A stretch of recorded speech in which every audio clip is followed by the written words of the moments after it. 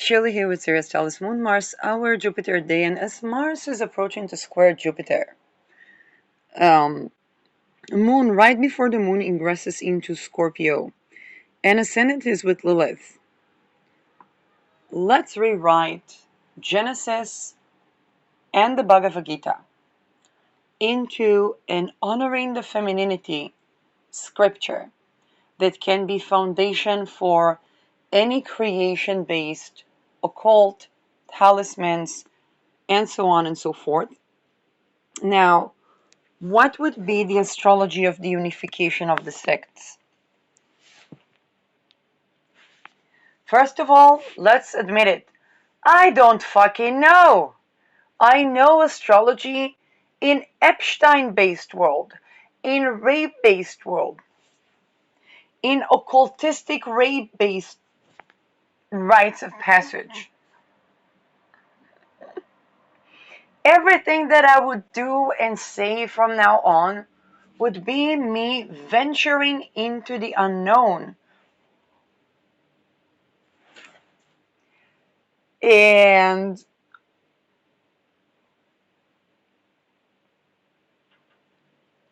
while the moon is still growing, let us venture into the unknown.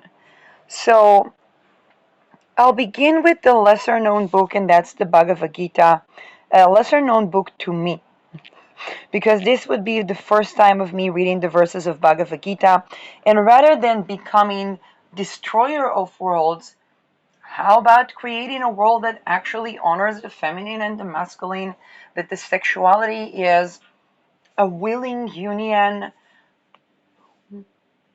that is essential to connect with our essence of original ideas and have those ideas honored and respected. Now, chapter 1, lamenting the consequences of war, determining the reasons for the Bhagavad Gita revelation. The scene is the sacred plain of the Kurukshetra, etc. The setting is a battlefield. The circumstances is war.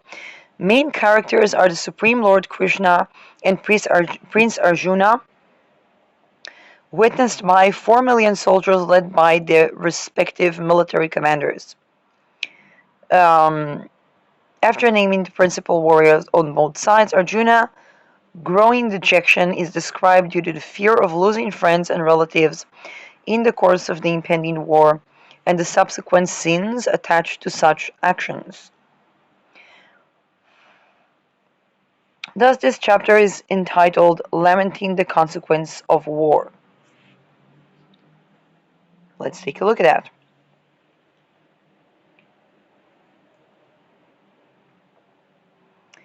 Commentaries of the four authorized Vaisvana Sampradayas.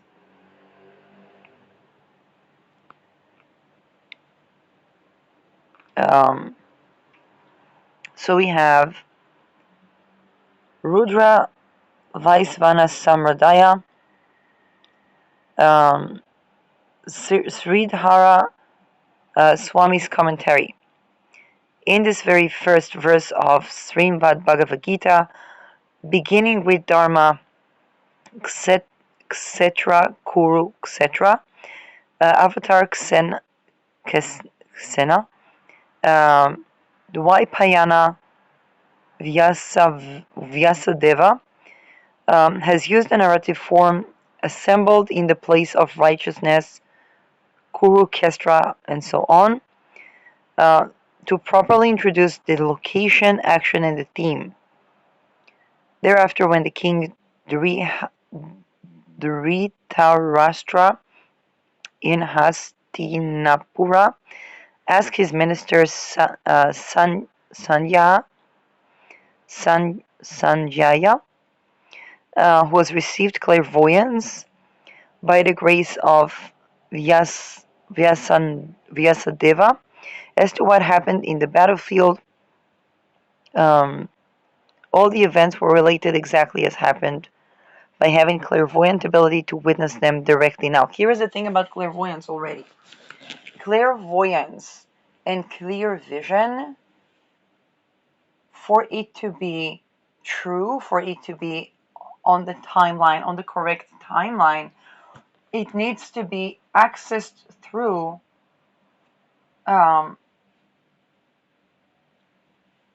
basically accessed through whether it's the life energy without rape, which is already the practitioner cannot participate in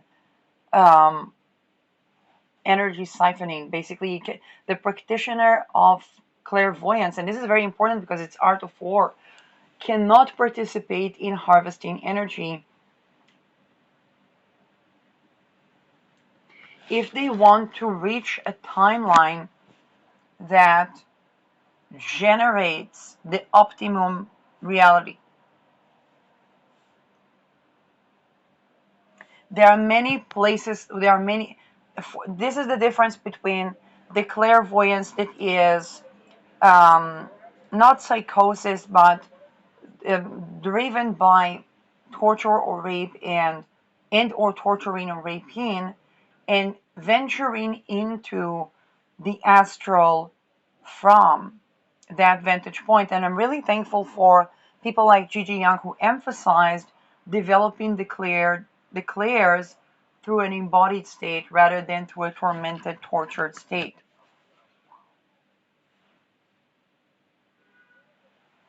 Um, and and what I noticed when I looked at these topics, the people can access the astral through trauma, but what they would be accessing and the power they would, it's kind of like if we think about how should I say, utilizing power in the trauma-based astral realm, then that would be the equivalent of picking red or blue when both are run by the same lobbyist.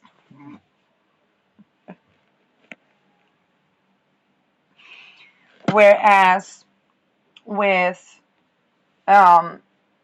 honoring the sacred self, or honoring the self sexually, erotically, and non-erotically, accessing the clairs embodied and rooted, will derive a cohesive truth and will connect with a timeline that is the optimum timeline. And that approach connects, and one of the things that I was seeing in between, kind of like in Saturn hour, was I was looking at matriarchal occultism, and I noticed that the matriarchal medicine tend to sort things out through balance. So we can think about the Eastern yin and yang tradition as closer to matriarchal medicines, and while we can think about the notion of the sky punishing the land as straying away from that, but also causing inflammation and emasculation. There is a reason why the martial artists talk about being like the water and talk about aligning the energy or balancing the energy. And it doesn't work. I'd even say so much as it doesn't work with winners and losers.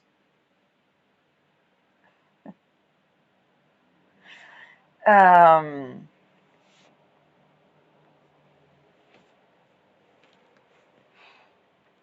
so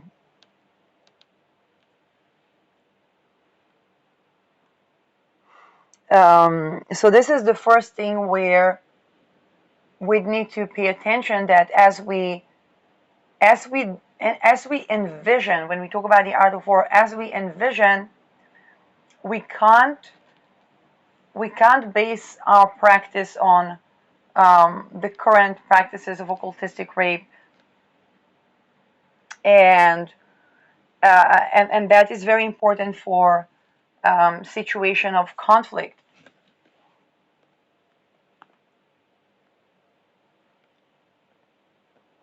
And so, describing what is happening in the battlefield from a fragmented self describes certain timelines.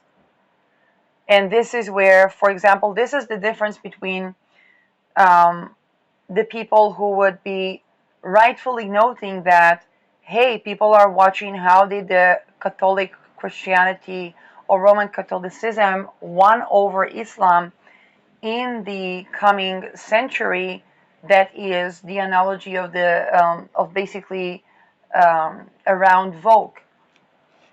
Um, the the looking at the same timelines from abolishing occultistic rape point of view, I would say, well, the Inquisition was later won by the secular who abolished the Inquisition, and that aligns with honoring the feminine. And the Huguenot women and the Huguenots did not reform the scriptures to honor the feminine. So here we already have a timeline that is not accessible to the people that put the Catholic cross and worship the saints, forgetting that it eventually was the Pope and a couple of folks that closed themselves and declared themselves prisoners in their own country. The rest of the others died. So turning into Catholicism will not save, definitely not any woman, but also most of the men, because most of the men would seen as that feminine. And then people would immediately say, surely, but what? Then I also have the but what, and which is what we are doing right now, which is tending to the scriptures and honoring the feminine through the scriptures, which is a basis for zero rape, zero slavery, zero occultistic rape, and zero, which would be also zero plagiarism, occultistic practice, and that is a foundation that is actually competent at dealing with those timelines with way more people surviving. Also, when we were thinking about, one of the things I saw was Christians attempting to convert a matriarchal lineage in Indonesia today, because they are Islamic, and they wonder why are they not accepting the Gospels. Well, it's a matriarchal society. Now, of course, the women are still, as far as I understood from them, not so well respected, and the men work in politics. It's the Minankibao, and one of the things that have a potential to bring matriarchies closer to, not matriarchies closer to Christ, but to Magdalene Christ.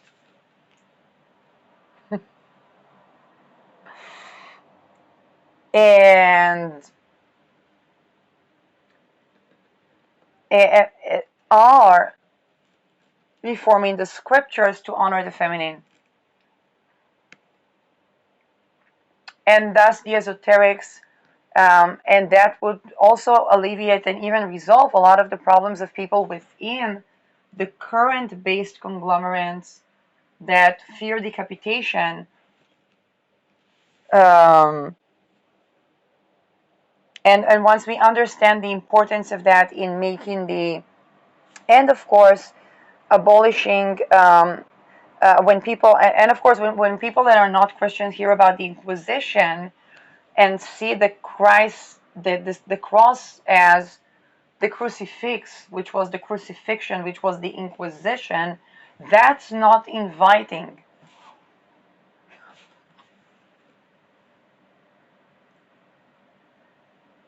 Now, this is also the discernment, because I would be told, but surely all religions were invented to enslave and control the world, and so on and so forth. I've already addressed that argument. We argue for, if somebody talks about, I don't know, the Gospels, asking a ton of questions and arguing for what is right and true eventually makes everything that was meant to control, manipulate, elude and disillude, dissolve, and literally 9/11 on itself. The only societies that sustained the patriarchies of patriarchies, whether it was Chinese patriarchal dynasties, Afghanistan in modern times, and so on and so forth, were matriarchal societies that, when we hear matriarchal, it's not hierarchical.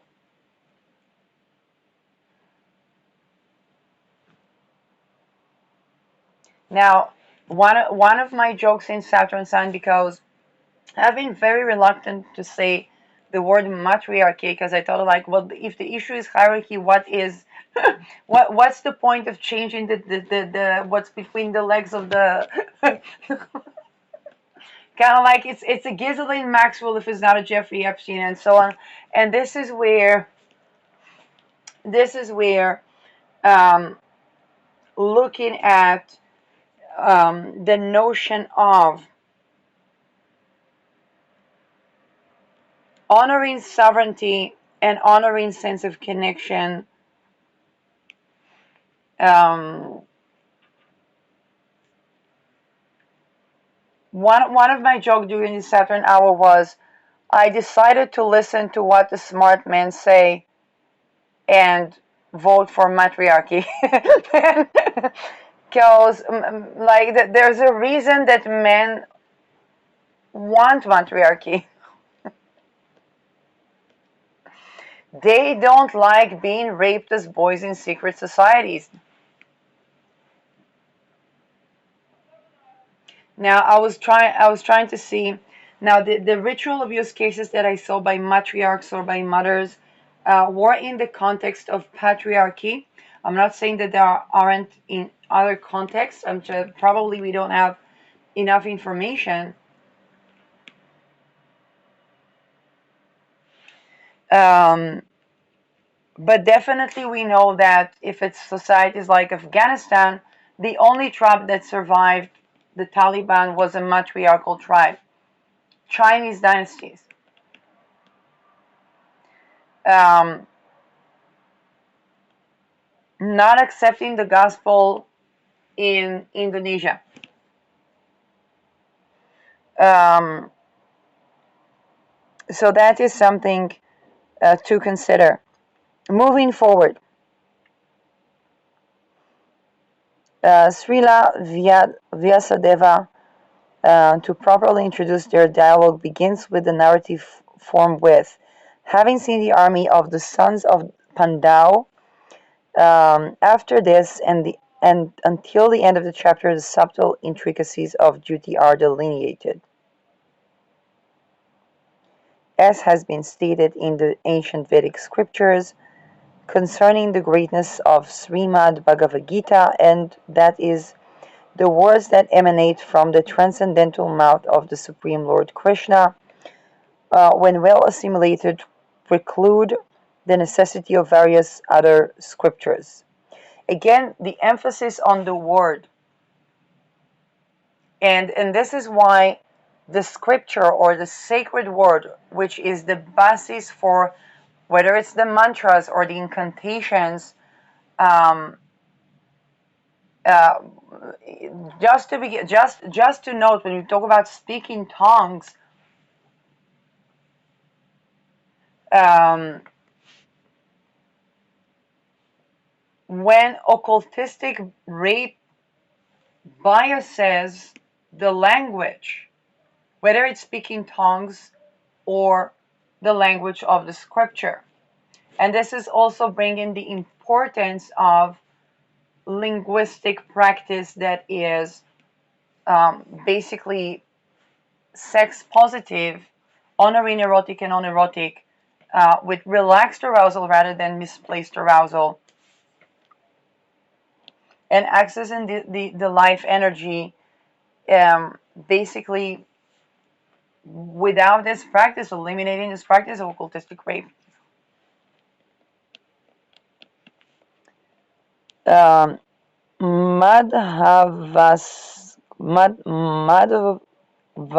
Madhvakarya.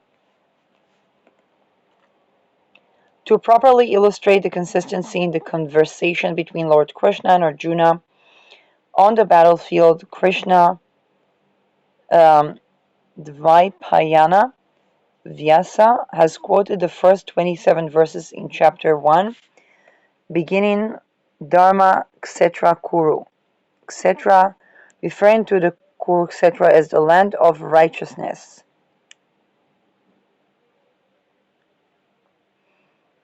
Now, when King Dhritarashtra learned that Lord Krishna had accepted the position of chariot driver for Arjuna, he immediately was suspicious and became doubtful of his son um, Duryodhana's chance for victory.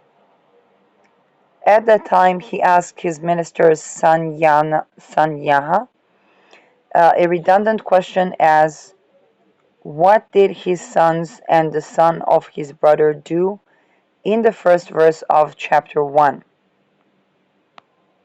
It should be understood in the correct text that the revelatory instructions given by Lord Krishna to Arjuna in the 700 verses of Srimad Bhagavad Gita that is revealed with Krishna Dvaipayana Vyasa's monumental historic epic Mahabharata as to what was being told by Sanyaha to Dhritarashtra is actually conversation described to Arjuna, great-grandson Emperor Janamaya and Vaisampayana Muni, and it is he who is expressing the words Dhritarashtra Uvaka, meaning Dhritarashtra said. Um, so the Bhagavad Gita begins with Dhritarashtra asking Sanyaha, "What did my sons and the sons of Pandu assembled at the righteous land of Kurukshetra, desirous of battle do?" Now the question which arises is what was the necessity of Dhritarashtra asking Sanaya why did they do when he himself in the verse says they are assembled desirous of battle? The reason he is asking is because Kurukshetra is the land of righteousness. Just look at how fumbled up logic is in that paragraph. And this is Sacrilege 101.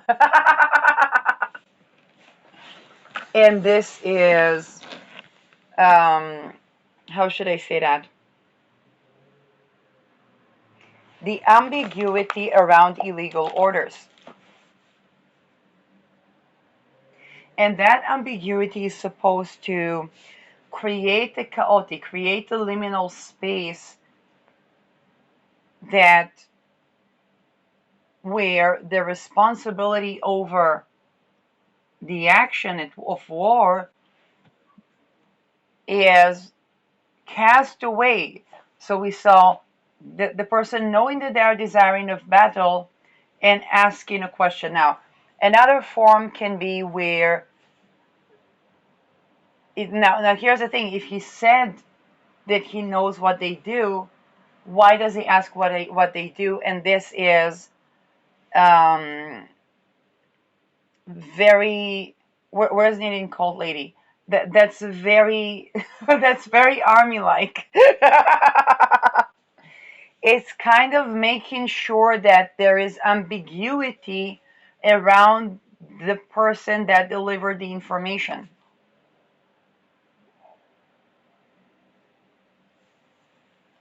Again, we're talking about a battle context, commander's context, and anybody that knows anybody that served in any army knows that type of conversation.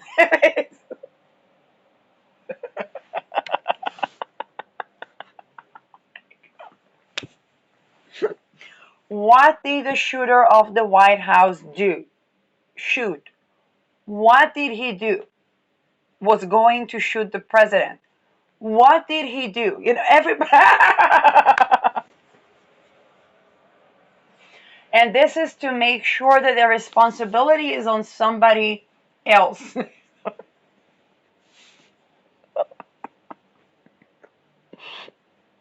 Now, with the beggar of the question sometimes being the programmer of the shooter.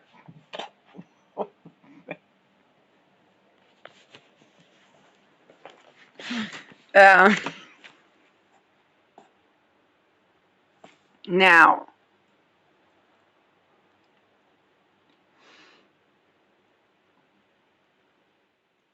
um,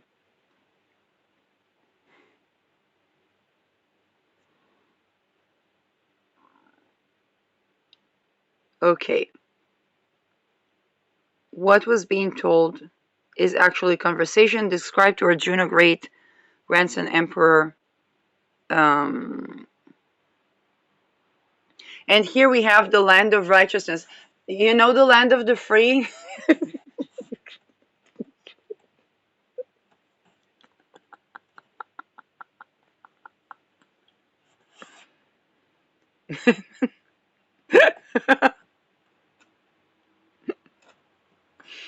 When Americans go to other countries and they talk about having to sing the anthem in front of the flag and so on and so forth, people ask them if they're living in North Korea.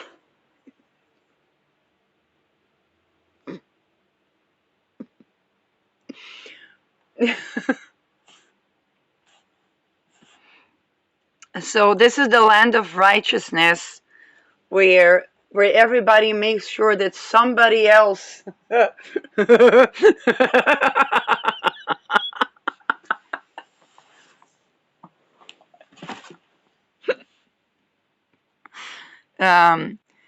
is there something cross cultural. Now here is the thing: when you ask what is the basis for a global military alliance, currently that oh my God. Everybody understands that.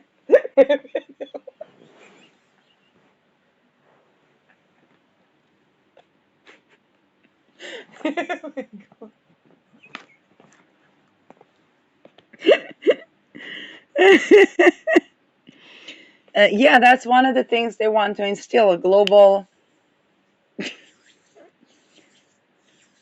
I think my Mussolini disclaimer episode is coming in several months.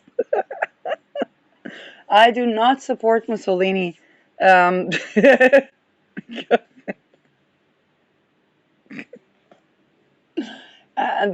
going to be, I think, an important disclaimer.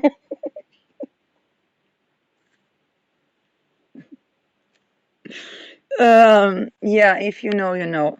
There is, there is Taras, Dhritarashtra was thinking Kurukshetra is famous as, now for those people thinking Bhagavad Gita, that's of the no folk in Los Alamos,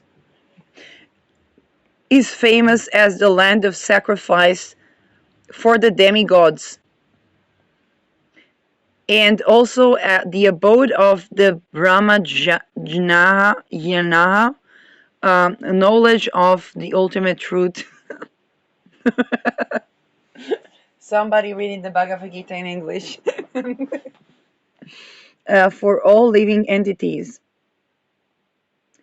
And by the way, this is also the context in which I read that, because the person that developed the bomb was mantraing this Bhagavad Gita. And so if we don't change that text, it will be the mantra of the Pluto sextile Aries, and that's no longer from Leo. And no longer the onset of the Pluto Geminis, but the Pluto Sag. Why do people talk about in Gemini? Unity. Why? Because it's a polarity, it's a civil war, it's an argument. What we don't have in Sag. Sag is a one world religion. What does that look like in A bombs? One world A bombs. Oh my god. And the onset is kind of like, between the end of Aquarius and Pisces.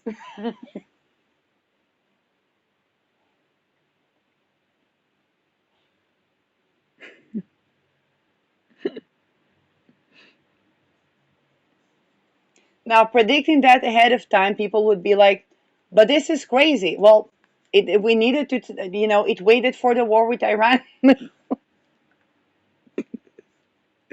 Now,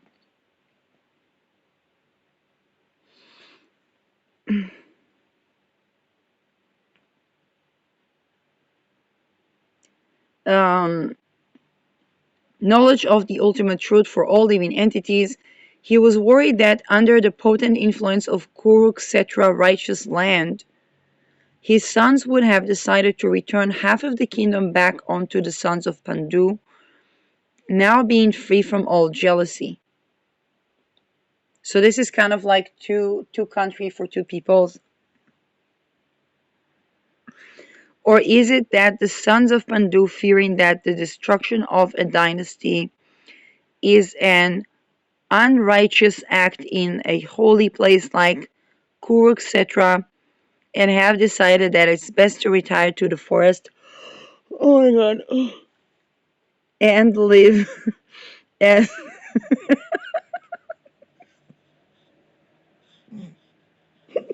irrelevant anecdote and and live as renunciates for the rest of their lives.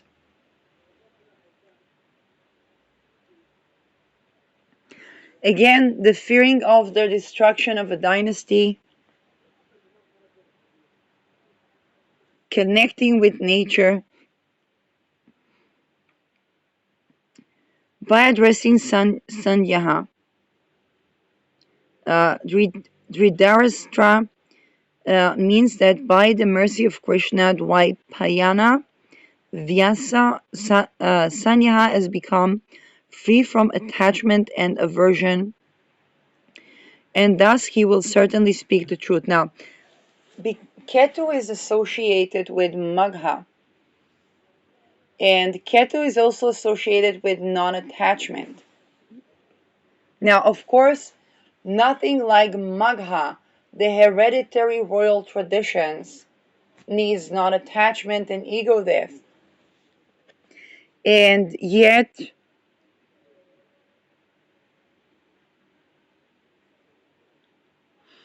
um,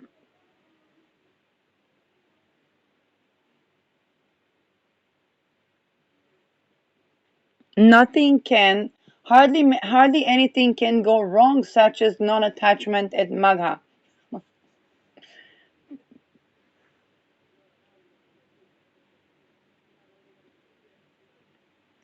By using the word Mamaka and Pandava in referring to his sons and the sons of Pandu indicates disparity and shown that Dhritarashtra did not accept the sons of his deceased brother Pandu as he did his own sons, and this reveals his enmity towards them.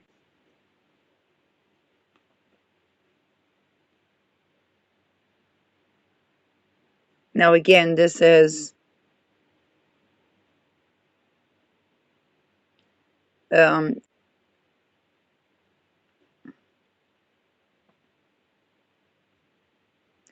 basically when we talk about non-attachment, nowhere is it more difficult than Magha, and so a lot of the things that are Magha to the people that don't have the placements there might simply look like drama.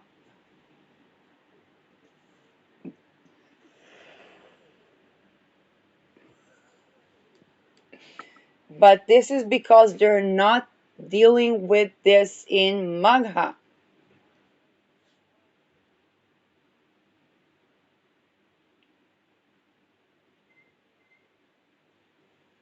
I have my lot of union on Magha, and I definitely saw how the non-attachment plays in the lives of people, where there would be certain situations where, let's say, if we take a look at the world as it is right now, of course a woman cannot say yes to a man. And it sparks all of the non-attachment to almost extreme levels, because really the entire scripture needs to change for a woman to be able to say yes to a man, definitely at Magha. Just to think about it, the entire Epstein dossiers is Magha dossiers. Just think about, where would the wedding be? Epstein Island?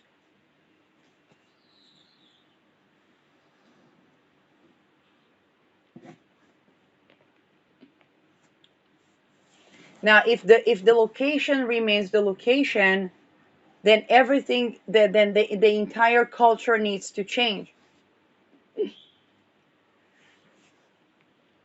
And if the entire culture doesn't change, then doesn't matter what location, is not good for happy relations or happy union.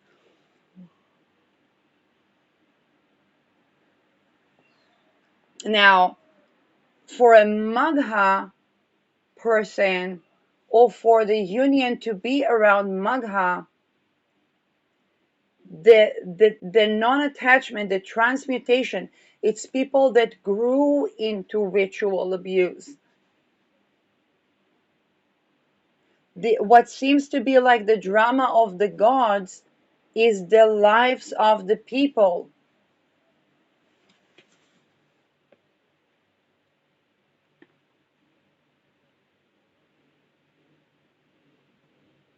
So,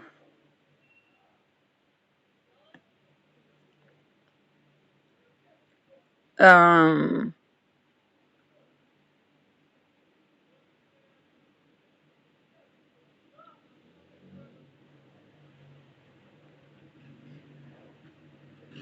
this reveals his enmity towards them. Now we think about Magha is the place where Regulus is. It really is it really is the place that goes unchecked or checked by only Ketu.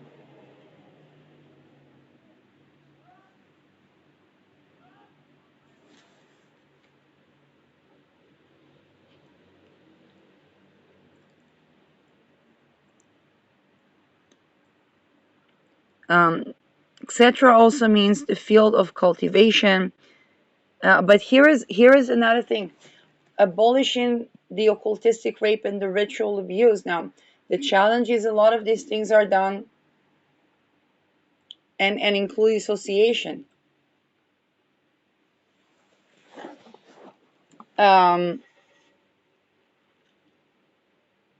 and and this is where abolishing those things would also abolish the trauma bond around Magha, and this is where Magha Nakshatra will no longer be cult-like. If I think about the mid-50s, Pluto was transiting Regulus, and this is where the people that were born with that, one of them was Marc Dutroux, and he was beginning to kidnap children to public houses in Belgium.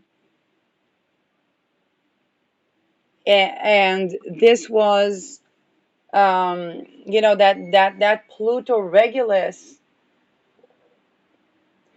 and the cult like Magha that would be created, and even the exposure of the dossiers was because, let's say, the Epstein Dodge wanted to remove the people in The Hague that supported the separatists so that they wouldn't be litigated for genocide in Kurdistan. Essentially, that's Iraq, in genocide in Kurdistan, the genocide of the Kurdistani people in Kurdistan. That was the point. And the father of Melissa, which was one of the daughters that was affected by this or was kidnapped and tortured, um, as a ritual. It's an occultistic ritual, both to siphon the energy, but also to be used as extortion. Her father did not want to hear about a network, although Marc Dutroux, that people talk about as the Belgian Epstein, was eager to talk about a network when he was exposed, and he still probably is today. Which is why very before the Epstein dossiers, they suddenly found pedophilia matter in his phone in a maximum security prison.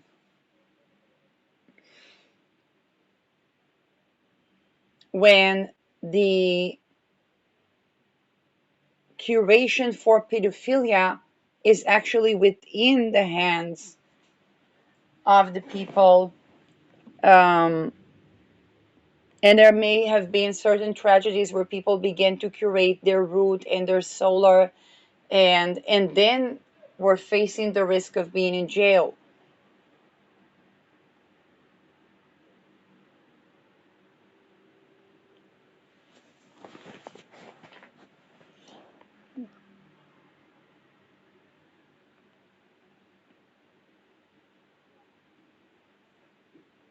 Wow.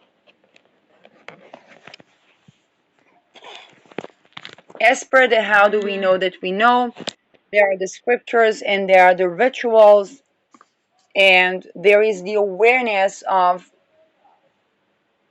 recovery from rape, recovery from occultistic rape, recovery of ritual abuse survivors.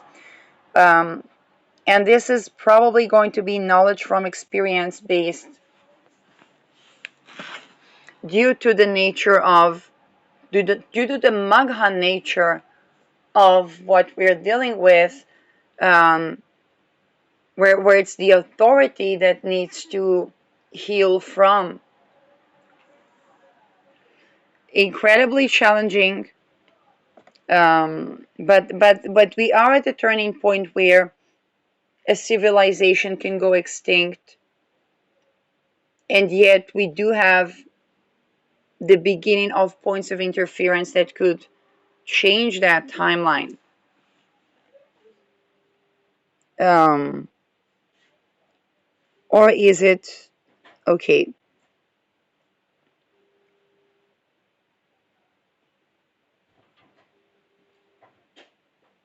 So free from attachment and aversion, and thus he will certainly speak the truth. To be free from attachment and aversion. Here is the thing, it's not about being free from attachments, it's about secure attachment. And here Ketu Magha,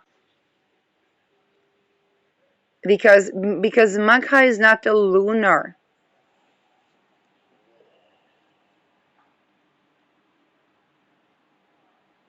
Even sidereally, Magha or Regulus would be in Leo. Tropically, it ingressed to Virgo.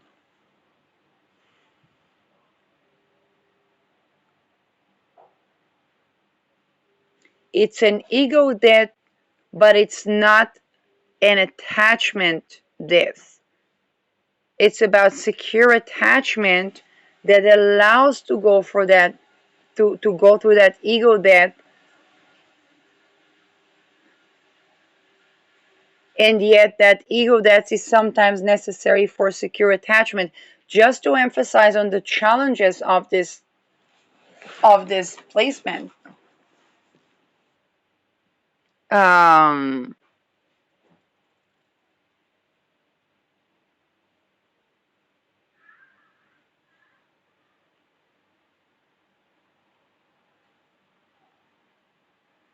Pandu indicates disparity and shows that the Dhritarashtra did not accept the sons of his deceased brother Pandu as he did his own sons, and this reveals his enmity towards them.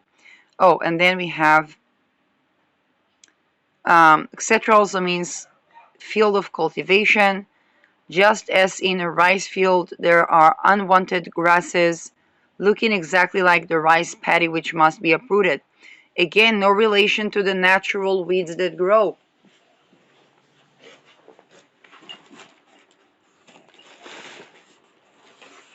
Those weeds are the healthiest food that we can consume. I'm not saying it replaces food that is not growing as a natural weed, but without the natural weed, let's say nettle.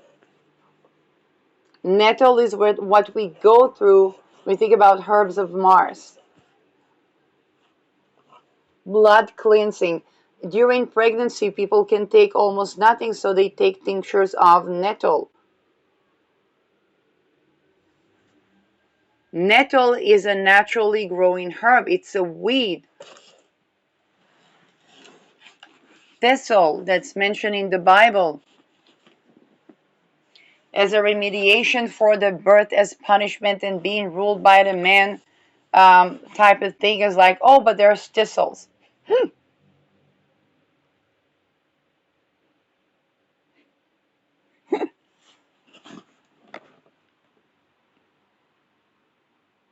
Um, there is also infanticide, poisoning the husband, sacrilege, and abomination.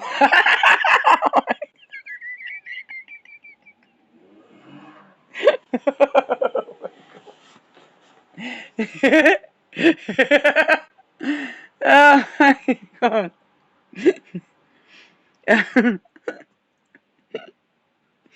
Yeah, for a woman with sun in the third house, thanks the Mitra for that.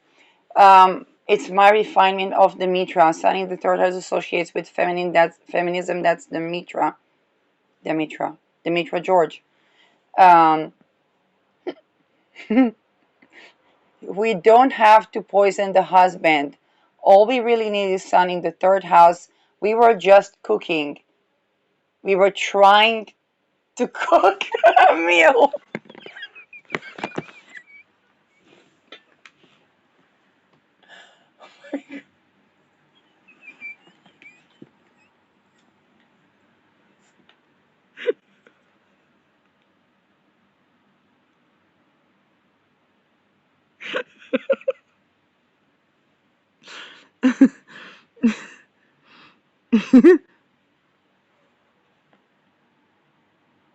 um,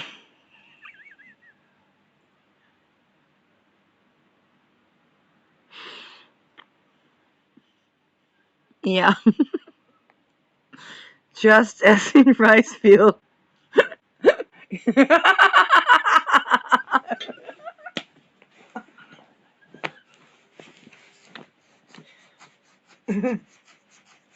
You better keep her. I guess it's cheaper than making whoopee.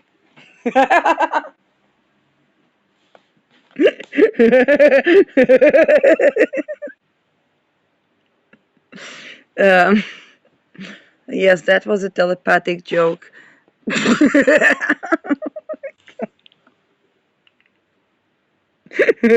not, not a housewife.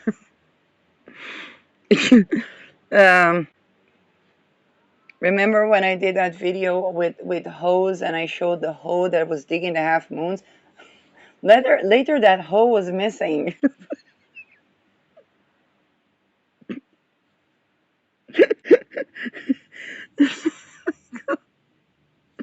um, and then I just put the and then I just put a picture with a mushroom, not really thinking much, and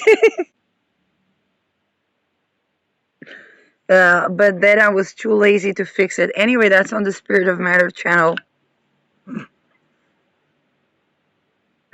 with the blue and red before I knew Biden was in the head committee of MK Ultra. Yeah. Um,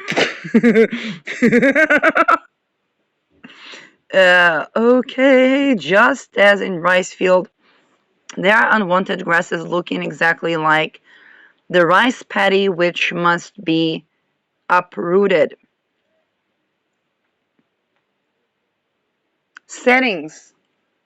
When we think about scriptures and settings, we can't just look at the rice without looking at the naturally growing weeds. Definitely not as things to be uprooted.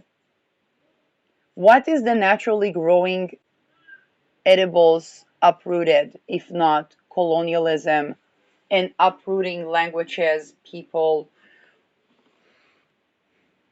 and the connection to the land? Now, war strategy wise, we don't want to be uprooting the weeds if we want to maintain connection to the land. United States.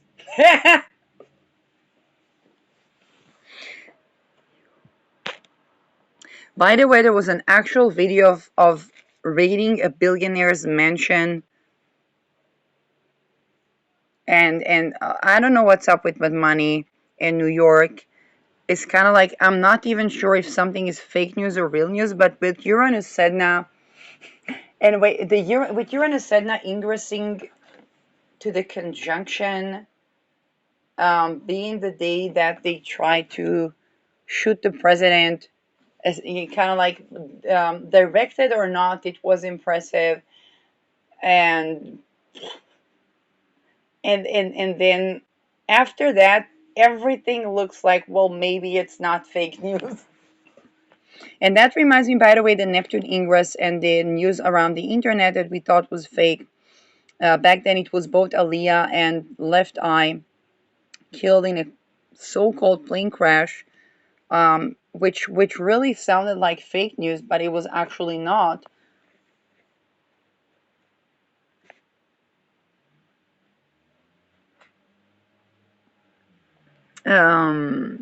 Yeah.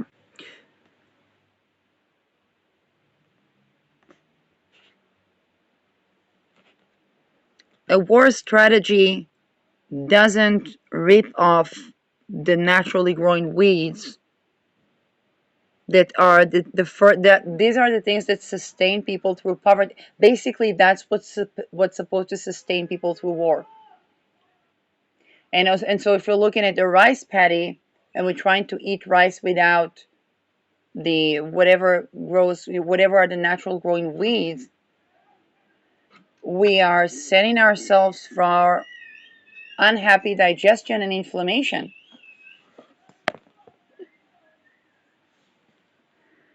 And yeah. Similarly, the use of the word dharma, etc., is indicative that the unrighteous sons of Dhritarashtra will also be uprooted. Now, again, if we treat the naturally growing herbs as weed,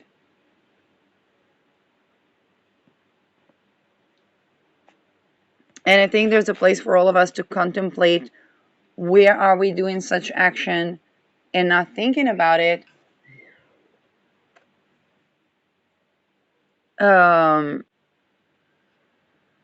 Because that is where we are uprooting something that is essential to the nativity or to maintain the connection with the origin land.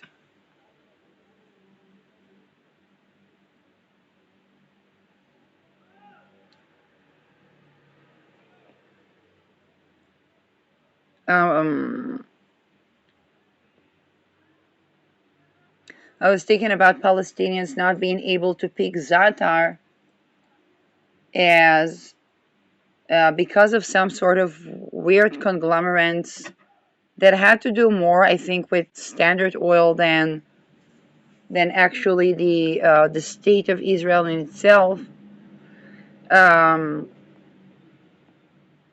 Meaning that would affect the Israelis as well. Then that was a form of trying to uproot um, the naturally growing people, or the people that grow on the land, whether they originated in this region or not. A lot of these, like this generation, definitely originated in this region. They didn't quite have anywhere to go.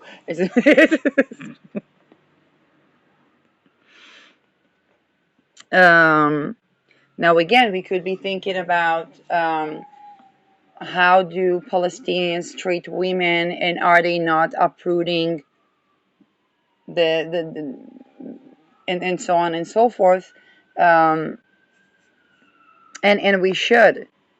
This is the point of this practice. There is no commentary for this verse for okay. Kumara Vaisnava Sampradaya. The Supreme Lord Krishna, in order to mitigate Arjuna's lamentation, tells him that he grieves for that which is not worthy of sorrow. In answer to the cause of Arjuna, woes as he has been described in the first chapter, which began by the blind Dhritarashtra inquiring about his hoped for son's victory. Yet internally in doubt due to Arjuna's unsurpassable valor, revealed in his acquisition of divine weapons by satisfying Shiva.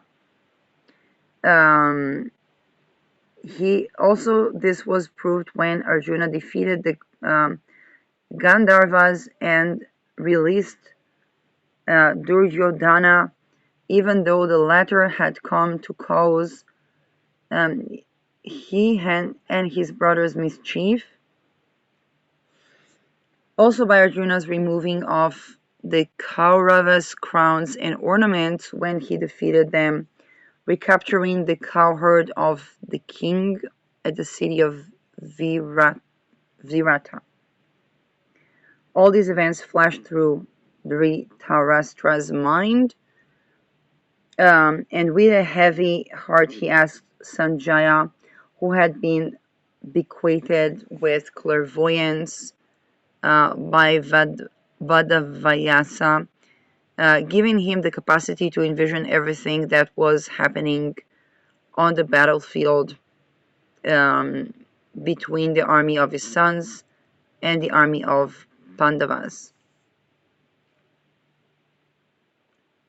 So again, we have that uncertainty around that clairvoyance. How was that clairvoyance achieved? And the setting of the land.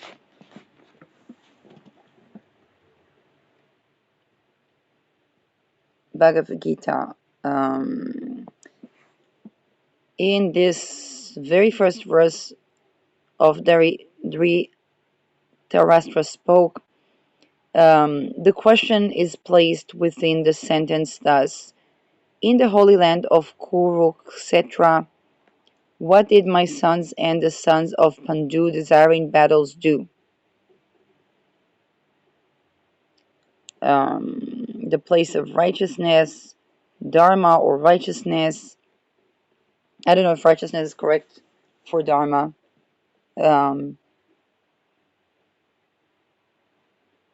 We have karma, which is kind of like the accumulation of actions, and there are the traditions that people say that people burn off debt or burn off karma, and then Dharma is, I think they call it righteousness because it's more associated with Mars, where karma is more associated with Saturn, but I'm not sure.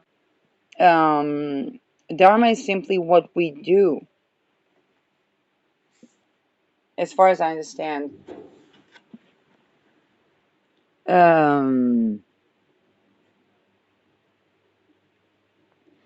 Those who depart this world with Kurukshetra should not be grieved for under any circumstances.